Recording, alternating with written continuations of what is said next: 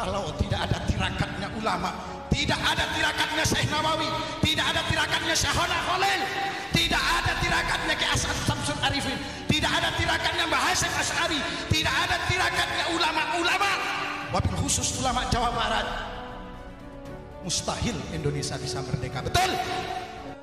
Pesan beliau, kalau pahlawan itu adalah NKRI harga mati. Tapi kalau Abuya Mama Gufran menyatakan NKRI harga nyata, nyatakan, buktikan kecintaanmu kepada Republik Indonesia. Setuju?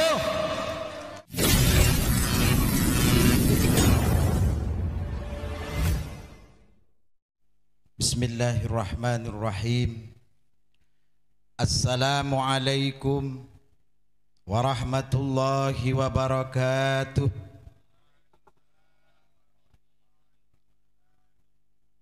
Bismillah, alhamdulillahilladzi ja'alana bi ummati sayyidina Muhammad. Alhamdulillahilladzi ja'alana min nuri Muhammad. Asyhadu an la ilaha illallah wahdahu la syarika lah, wa asyhadu anna Muhammadan abduhu wa rasuluhu wa la nabiyya ba'dah. Qala Allah Ta'ala, a'udzu billahi minasy syaithanir rajim. Bismillahirrahmanirrahim. Laqad ja'akum rasulun min anfusikum azizun 'alaihi ma anittum harisun 'alaikum bil mu'minina raufur rahim. Fa in tawallaw faqul hasbiyallahu la ilaha illahu 'alaihi tawakkaltu wa huwa rabbul arsyil azim.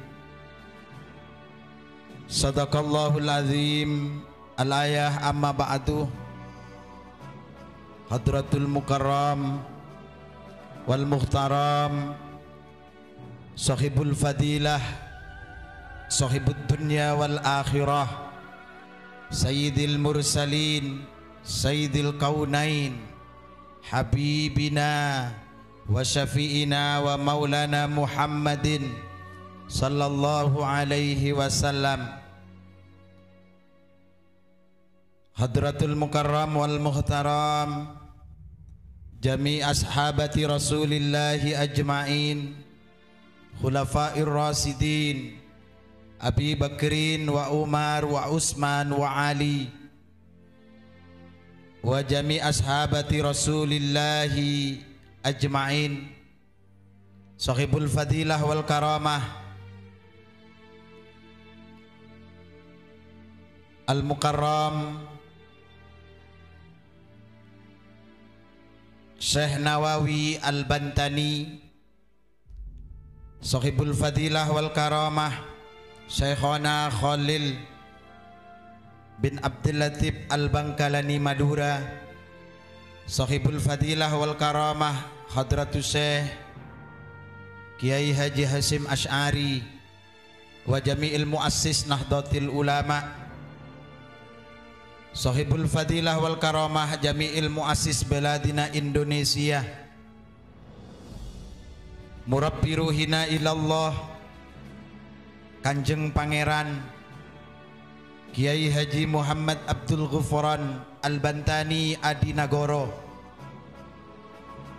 sahibul fadilah al muassis min jam'iyah Sancang Kelana Ngabuana, wa jami'il hadirin wal hadirat rahimakumullah.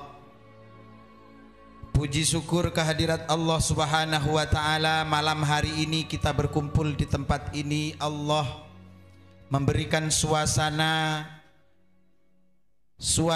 yang sangat-sangat mengagumkan, dengan segala sesuatu yang Allah lengkapi.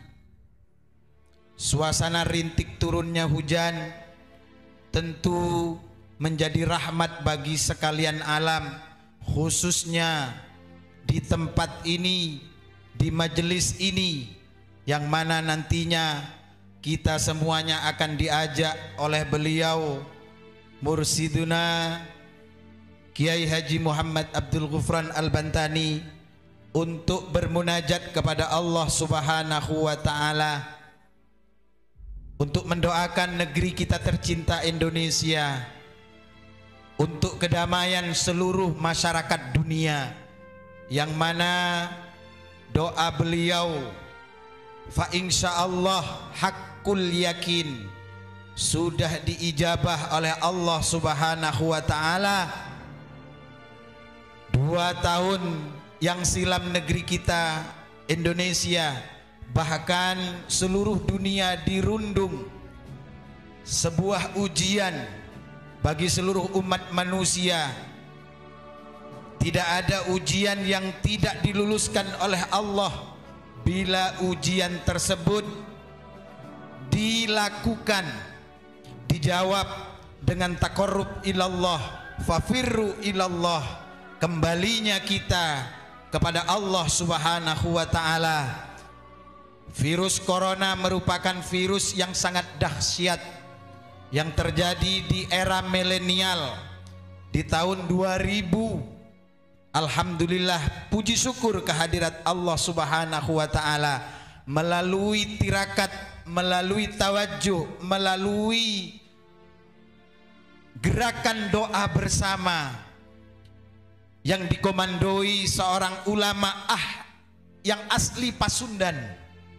Alhamdulillahirabbil alamin, corona yang semula akan menjajah seluruh kehidupan manusia, baik itu di Indonesia maupun di dunia, alhamdulillahirabbil alamin, dengan Hizib Ghazali dan Hizib Ghufrani yang nantinya akan diijazahkan secara langsung kepada kita semuanya. Allah memiliki kehendak untuk mengangkat musibah corona dari muka bumi Indonesia tercinta, bahkan Asia dan dunia. Alhamdulillah, ini satu bukti bahwasanya perjuangan dari perjuangan baginda Nabi Muhammad sallallahu alaihi wasallam sampai kepada pewaris-pewaris beliau, yakni al-ulama warasatul anbiya al-umana. Sering kita dapatkan bahwasanya para ulama itu adalah pewaris-pewaris Nabi, wabil khusus pewaris dari ajaran dan tuntunan baginda Nabi Muhammad sallallahu alaihi wasallam. Tapi ketika virus corona melanda Indonesia, semua ulama tiarap. Yang tadinya punya majelis zikir tiarap. Tidak ada yang berani menggerakkan hati nurani dari masyarakat muslim Indonesia khususnya. Datang cucunya Syekh Nawawi Al-Bantani memberanikan diri, memproklamirkan diri, saya ya Allah jadi tumbalnya. Jangan resahkan umat manusia, umat Nabi Muhammad ini ya Allah dengan virus corona. Beri saya petunjuk ya Allah. Mereka yang garang di podium, mereka yang bersorban, mereka yang berjubah, ketika umat sudah merasakan tidak percaya kepada pemerintah pada saat itu, mereka hanya bisa mengatakan kita doa sendiri-sendiri. Kemana tanggung jawab yang diberikan oleh baginda Nabi Muhammad sallallahu alaihi wasallam? Ketika engkau mendendangkan salawat Nabi, buktikan kalau salawatmu diterima oleh Allah. Ini umat dalam keadaan kebingungan. Protokol kesehatan dilakukan, digencarkan sampai kepada vaksinasi. Pemerintah tidak salah, karena ini adalah aturan kesehatan dunia. Tapi kenapa ulama banyak yang diam, banyak yang bungkam? Ketika masjid harus ditutup, Jumat Jumatan harus libur. Semua kegiatan pengajian zikir bersama tidak boleh diselenggarakan. Abuya Mama Gufron Al-Bantan dengan 100 titiknya diberikan isyarah oleh Allah Subhanahu wa ta'ala dengan dihadirkannya beliau min awliyaillah Syekh Abdul Qadir Al-Jailani dan dihadirkannya kepada beliau Imam Ghazali. Beliau diperintahkan untuk keluar dari pondok pesantren unik Jawa Timur untuk datang kepada masyarakat memberikan keyakinan bahwa kita ini masih punya iman, kita masih punya Allah. Begitu corona pergi, semua mengaku menjadi pahlawan. Bisa dicek di setiap kabupaten. Media tidak akan tertutup. Ini bukti perjuangan. Corona adalah perjuangan Hizib Gufroni. Tidak ada yang hebat ketika corona melanda. Tidak ada yang berkoar. Mereka yang sorbannya sampai ke tanah diam tertunduk. Datang cucunya Syekh Nawawi Al-Bantan yang terbitnya dari timur, sembunyi di bawah lereng Gunung Semeru, berjalan demi cinta kasih sayang. Kalau umat Nabi Muhammad harus menderita seperti ini, berikan penderitaan itu kepada aku. Beliau bersabda seperti itu. Alhamdulillahirabbil alamin. Ternyata di Indonesia masih ada ulama, masih ada kiai yang memerdekakan bangsa ini, yang berjuang para pahlawan. Mereka yang menyandang bedil, mereka yang memegang bambu runcing. Kalau tidak ada tirakatnya ulama, tidak ada tirakatnya Syekh Nawawi, tidak ada tirakatnya Syekhona Khalil, tidak ada tirakatnya Ki Asad Samsul Arifin, tidak ada tirakatnya Mbah Hasyim Asy'ari, tidak ada tirakatnya ulama-ulama, wabil khusus ulama Jawa Barat, mustahil Indonesia bisa merdeka. Betul? Betul? Bukan orang luar, bukan mereka yang menyandang mengaku dirinya adalah warasatul anbiya. Buktikan sebagaimana Ibus membuktikan bahwa ilmu Allah itu nyata. Kita akan dibawa oleh beliau untuk menyatakan, untuk makrifat kepada ilmu Allah, untuk makrifat kepada zat Allah, bukan makrifat-makrifatan. Kalau hanya makrifat-makrifatan banyak tapi tidak terbukti. Mereka yang jamaahnya ribuan, jutaan, diem ketika corona melanda. Ini bukti. Ketika tanggal 27 Januari diproklamirkan melalui perintah para guru beliau, 27 Januari tahun 2021, Pak Kapolres, Pak Dandim, sampai pada tanggal 9 Januari Bapak Kapolri beserta Bapak Menteri Pariwisata menandatangani surat kesepakatan untuk membuka kembali event pengajian, event pariwisata. Perjuangan beliau meniru kakek moyangnya. Ini baru warasatul anbiya. Ini baru keturunan Nabi Muhammad sallallahu alaihi wasallam. Kita kadang-kadang banyak orang yang mengaku keturunan Nabi, tapi akhlaknya tidak sama dengan kakeknya. Betul? Pengecut. Beliau orang asli Banten, beliau orang Sunda, berani berangkat dari negeri timur. Karena negeri timur dulu ketika Kerajaan Galuh, Jawa Timur juga termasuk kekuasaan Galuh. Bangga ente jadi orang Sunda? Bangga tidak jadi orang Sunda? Saya orang seberang, bangga berguru dengan orang Sunda. Makanya saya tidak malu-malu dan enggan untuk menggunakan atribut yang ada melambangkan kujang cakrabuana. Subhanallah. Ini merupakan satu bukti.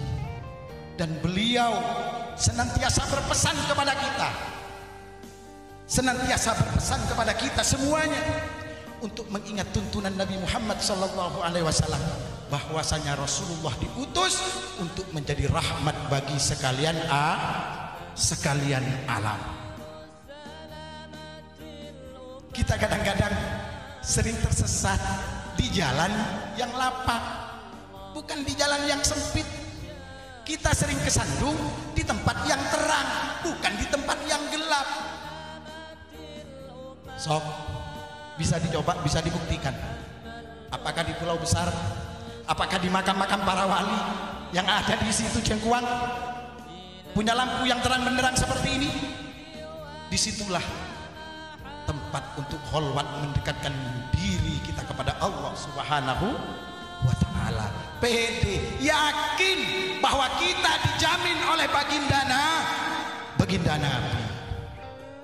Pesan beliau, kalau pahlawan itu adalah NKRI harga mati, tapi kalau Abuya Mama Gufran menyatakan NKRI harga nyata, nyatakan, buktikan kecintaanmu kepada Republik Indonesia. Setuju?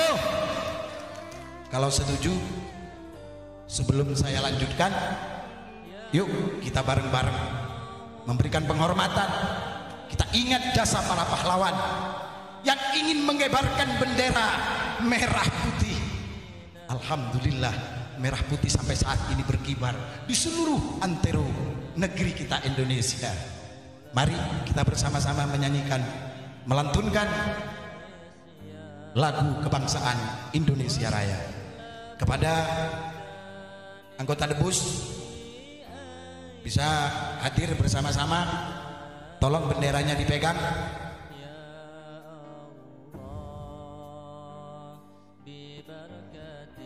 Hadirin hadirat dimohon untuk berdiri.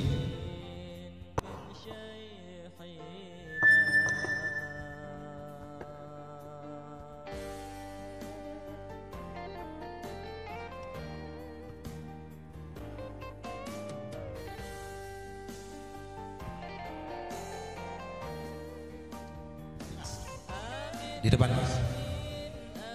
Perlu kita ketahui bersama bahwasanya bendera merah putih pertama kali dijahit oleh Ibu Fatmawati, yang sebelumnya dirancang, dijahit oleh beliau Ibu Inggit Garnasi. Pernah ziarah ke Ibu Inggit, Bu? Ziarah atuh, jangan ziarah ke yang bukan pahlawan kita lah. Kemudian lagu Indonesia Raya ini diciptakan, ditulis oleh beliau W.R. Supratman. W.R. Supratman adalah murid dari Hos Cokro Aminoto. Hos Cokro Aminoto berguru kepada Kiai Ahmad Dahlan pendiri. Kiai Ahmad Dahlan berguru kepada Syekhona Khalil dan juga berguru langsung kepada Syekh Nawawi Al-Bantani. Orang Sunda lagi. Ternyata yang memerdekakan negeri kita tercinta Indonesia ini adalah pribumi asli Indonesia. Dari itu, mari kita bersama-sama sebelum melantunkan lagu Indonesia Raya, kita memberikan hadiah suratul Fatihah. Semoga para pahlawan, semoga W.R. Supratman dan seluruh pendiri-pendiri negeri kita tercinta Indonesia Allah senantiasa rahmati. Amin ya rabbal alamin. Ala hadihi niyah wa ala kulli niyatin Fatihah.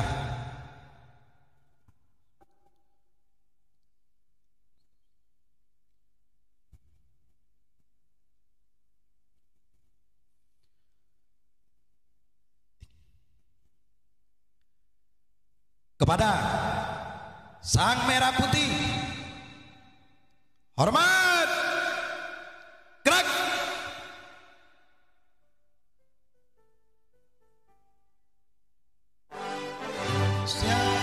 Tanah airku, tanah tumpah darahku, di sanalah aku berdiri jadi pandu ibu. Indonesia kebangsaan bangsa dan tanah air. Marilah kita Indonesia bersatu. Hiduplah, hiduplah negeriku, bangsaku semuanya. Bangunlah jiwanya, bangunlah badannya untuk Indonesia Raya. Indonesia Raya, merdeka, merdeka, tanahku, negeriku yang kucinta. Indonesia Raya, merdeka, merdeka, hiduplah Indonesia Raya. Indonesia Raya, merdeka, merdeka, tanahku, negeriku yang kucinta. Indonesia Raya, merdeka, merdeka, hiduplah Indonesia Raya. Tegak, gerak. Hadirin dipersilakan untuk duduk kembali.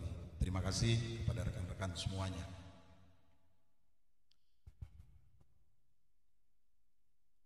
Yang kedua kali sholawat serta salam semoga terlimpahkan kehadiran junjungan Nabi Agung, Nabi yang cahayanya diciptakan dari cahaya Allah, penciptaan cahaya Nabi Muhammad adalah suatu anugerah bagi sekalian alam. Sampai pada satu saat Allah menyatakan kepada Sayyidil Mursalin, laulaka laulaka ya Muhammad ma khalaqtu aflak. Sungguh kalau bukan karena engkau hai Muhammad, tidak akan aku ciptakan langit dan bumi beserta isinya. Mendengarkan pernyataan Allah ini, Nabi Muhammad tertunduk. Kemudian Allah nyatakan lagi, Allah bertanya kepada Nabi Muhammad, liman khalaqtu ya Muhammad, untuk siapa aku menciptakan engkau? Nabi Muhammad tidak bisa menjawab. Terbungkam 1000 bahasa. Allah nyatakan, engkau aku ciptakan untuk menjadi kekasihku, kata Allah. Kemudian mendengar pernyataan Allah yang seperti itu, Nabi Muhammad memiliki akhlak yang mulia, tidak mau sombong di hadapan penciptanya dan tidak mau mengakui dirinya yang paling baik. Baginda Nabi Muhammad sallallahu alaihi wasallam bertanya kepada Allah, kalau engkau ciptakan untuk menjadi kekasihmu ya Allah, kalau alam semesta ini engkau ciptakan untukku, kata Nabi Muhammad, sementaranya engkau ya Allah untuk siapa? Ini adalah jawaban Nabi Muhammad sallallahu alaihi wasallam yang sangat mengharukan kepada kita semuanya selaku umat yang senantiasa dirindu-rindukan oleh Nabi Muhammad sallallahu alaihi wasallam. Walaupun kita tidak hidup sejaman dengan Nabi Muhammad, walaupun kita tidak pernah memandang wajah beliau, tapi beliau sangat merindukan dan mencintai kita semuanya. Allah menyatakan, aku untuk orang yang cinta dan sering membaca sholawat kepadamu, wahai kekasihku. Alhamdulillah, berdirinya padepokan ini, berdirinya majelis ini, majelis Sancang Kelana Ngabuana, memadukan kebudayaan dari kebudayaan Pasundan dengan kebudayaan Islam. Bagus, alhamdulillah. Namun menurut catatan sejarah, Pasundan memiliki suatu kebudayaan yang sangat luhur.